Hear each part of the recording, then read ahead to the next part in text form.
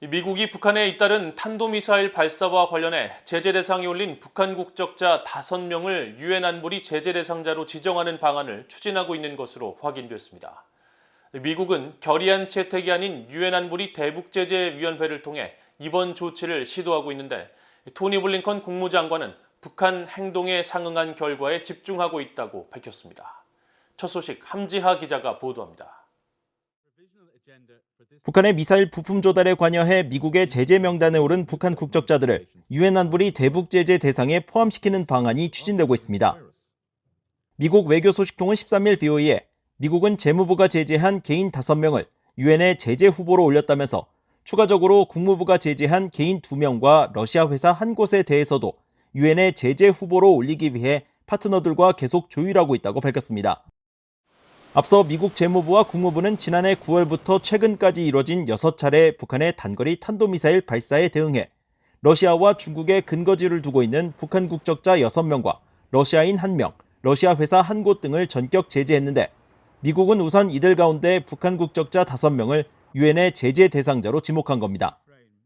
앞서 린다 토머스 그린필드 유엔 주재 미국 대사는 12일 자신의 트위터를 통해 유엔에서 추가 제재를 제안한다고 밝혔습니다. 구체적으로 어떤 제재를 추진하는지는 공개하지 않았지만 미국이 북한 국적자들을 유엔의 제재 후보로 올리면서 유엔에서의 추가 대북 제재 조치가 추진된 겁니다. 유엔 안보리가 대북 제재 대상자를 추가하기 위해서는 관련 내용을 담은 결의안을 채택하거나 대북 제재 위원회가 해당 내용에 대한 결정을 내리는 방식 중 하나를 택해야 하는데 미국은 대북 제재 위원회 결정을 통해 이번 추가 제재를 시도 중인 것으로 알려졌습니다. 이럴 경우 유엔 안보리 이사국 15개 나라의 만장일치 찬성이 필요하지만 중국과 러시아의 협조가 불투명한 상황입니다. 이런 가운데 토니 블링컨 국무장관은 북한에 잇따른 탄도미사일 발사는 관심 끌기라면서 북한 행동에 상응하는 결과가 있도록 집중하고 있다고 밝혔습니다. So, not only are we sanctioning North Koreans, we are deeply engaged both at the UN and with key partners like South Korea, like Japan, on our response. I think some of this is the North Korea trying to get attention. It's done that in the past. It'll probably continue to do that.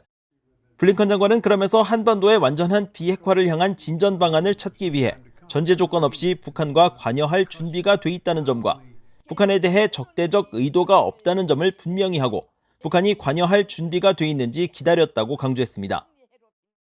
하지만 유감스럽게도 북한은 그런 제안에 응답하지 않았을 뿐 아니라 최근 몇 주간 새로운 미사일 시험 발사를 했다면서 이것은 안정을 해치는 것이고 위험하며 여러 유엔 안보리 결의 위반이라고 비판했습니다.